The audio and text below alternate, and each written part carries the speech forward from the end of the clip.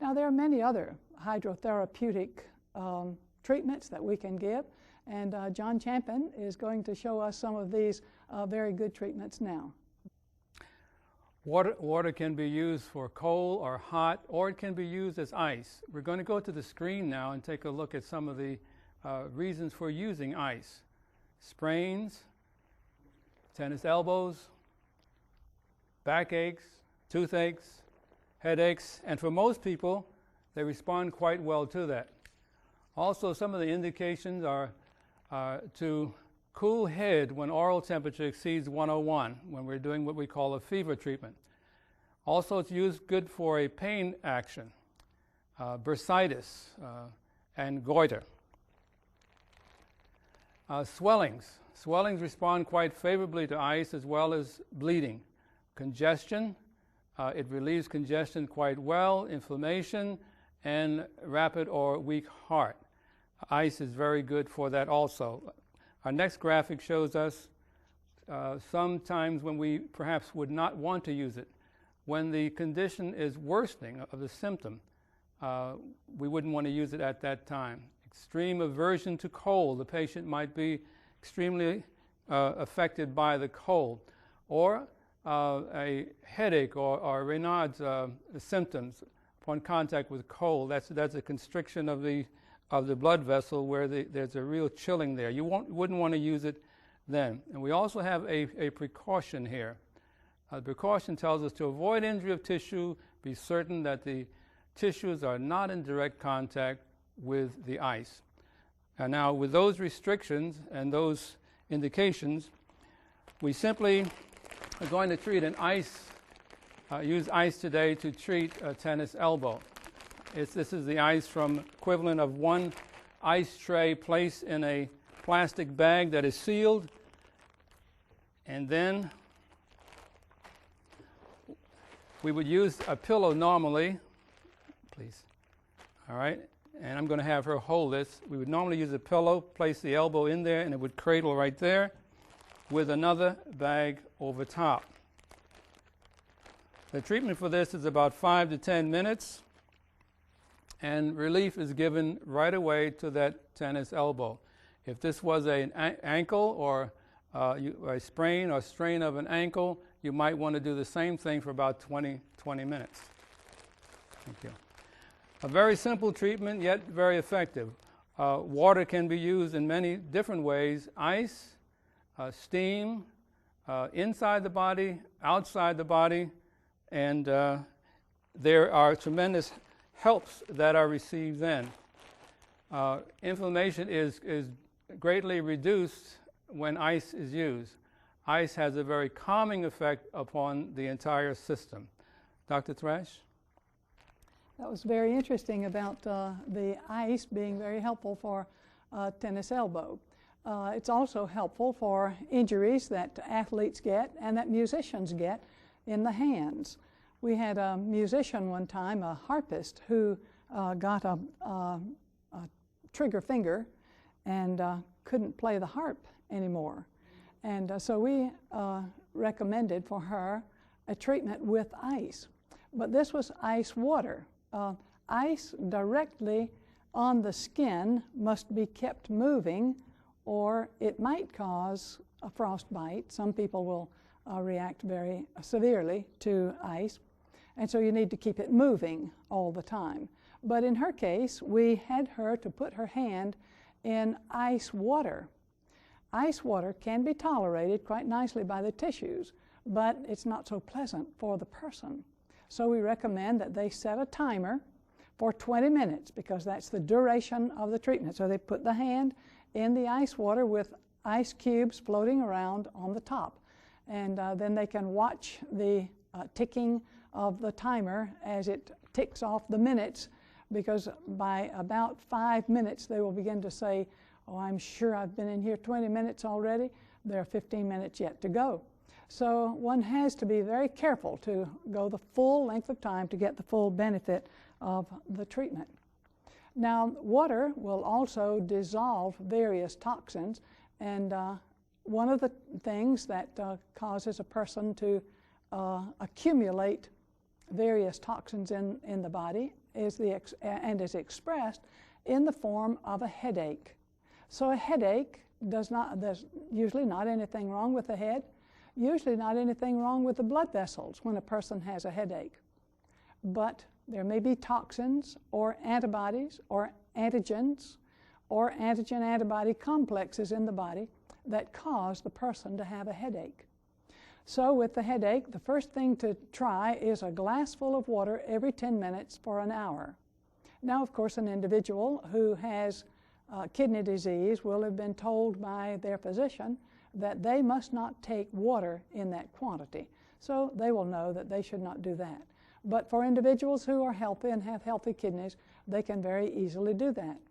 Now, the glass of water every 10 minutes for an hour can be done by a number of people for a number of different kinds of problems.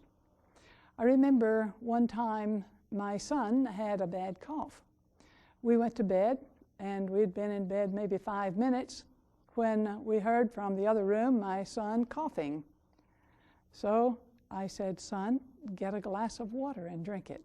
So I heard these steps going down to the kitchen, glass of water, and he went back to bed. In a little bit, he coughed again. So I said, "Son, get another glass of water." Back down to the kitchen, another glass of water, and came back to bed. In a little bit, he coughed again. So I said, "This time, drink a glassful there and bring another glassful and put it beside your bed." But after the third glass of water, his cough went away. And so he had no more cough the rest of the night. He was able to sleep, and so were we. Everybody was able to sleep at that time. Now, water is also a vehicle for red blood cells, white blood cells, and for platelets. These are the formed elements in the blood. And so the individual who wants to have healthy circulation must have plenty of water in the blood. And it's a known fact that individuals who do not drink much water tend to have more blood clots. They tend to get more strokes. They also tend to get more thrombophlebitis. That's a clotting of blood inside blood vessels, usually in the lower extremities, either in the pelvic veins or in the lower extremities, thighs, calves, and even in the feet.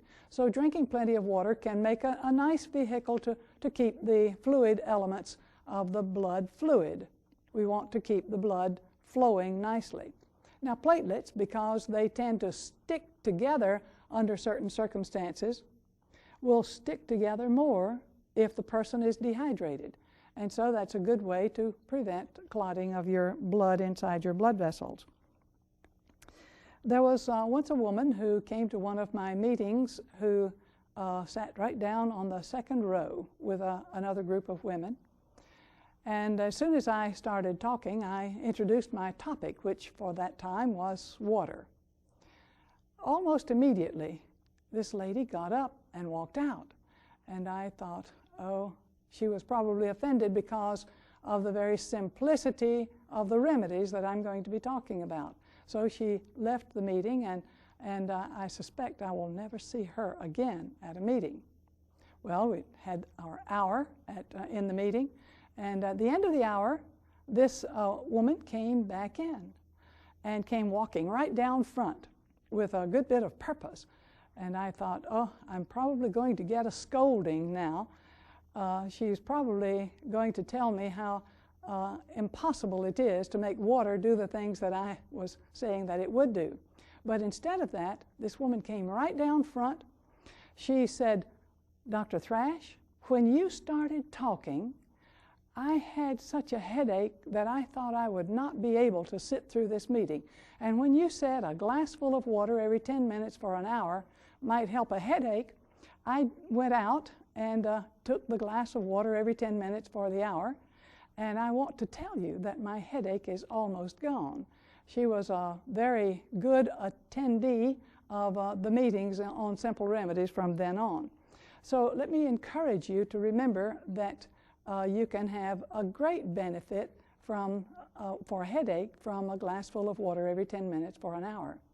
A person can also get a lot of benefit from a headache for just a simple treatment like a massage of the neck and the lower portion of the scalp muscles. Those can also give one a very good benefit for a headache. Women often have a problem with feeling weak. They just tell you that they're just too weak to do their housework, especially in the morning. It takes them a long time to get going in the morning.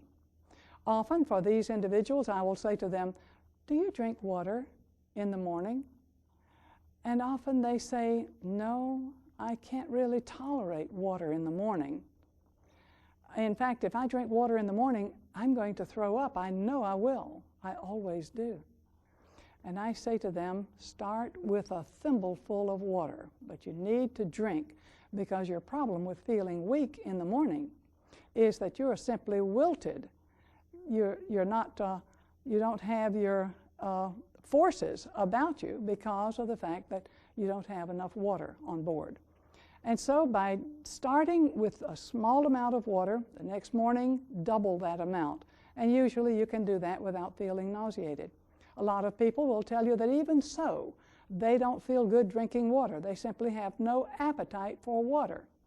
That makes them tell you that they can't stand the taste of water. So what do you do for these individuals? It's to give them some kind of tea. The tea can be catnip tea, which is a sort of sedative tea, or it can be mint tea, which can be sedative if you need a sedative, but if you need to be perked up, then mint tea can also have that kind of function for you.